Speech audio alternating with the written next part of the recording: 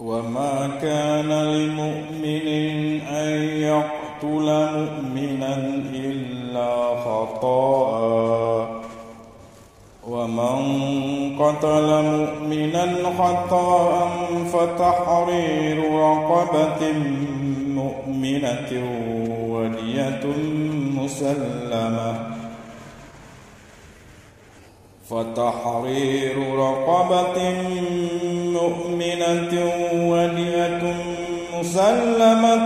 إلى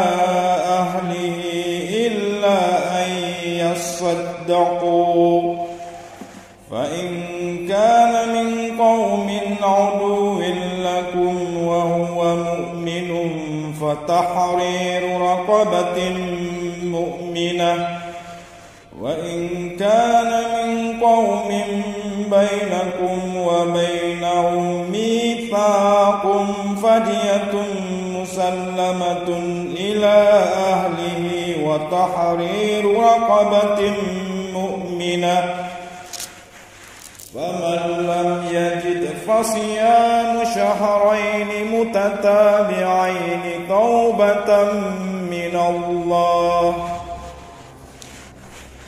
فمن لم يجد فصيام شهرين متتابعين توبة من الله وكان الله عليما حكيما ومن يقتل مؤمنا متعمدا فجزاؤه جهنم خالدا فيها وغضب الله عليه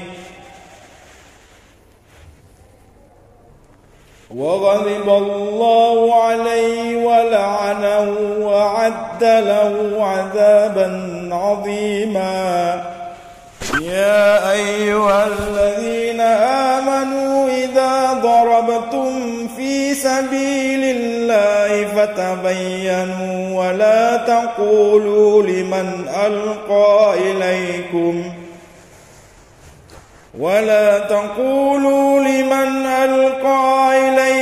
السلام لست مؤمنا تبتغون عرض الحياة الدنيا فعند الله مغانم كثيرة كذلك كنتم من قبل فمن الله عليكم فتبينوا إن الله كان بما تعملون خبيرا لا يستوي القاعدون من المؤمنين غير أولي الضرر والمجاهدون في سبيل الله بأموالهم وأنفسهم فضل الله المجاهدين بأموالهم وأنفسهم على القاعدين درجة وكلا وعد الله الحسنى وفضل الله المجاهدين على القاعدين أجرا عظيما درجات منه ومغفرة ورحمة وكان الله غفورا رحيما الذين توفاهم الملائكة بسم الله الرحمن الرحيم إن الذين توفاهم الملائكة ظالمي أنفسهم قالوا فيما كنتم قالوا كنا مستضعفين في الأرض قالوا أرض الله واسعة فتحا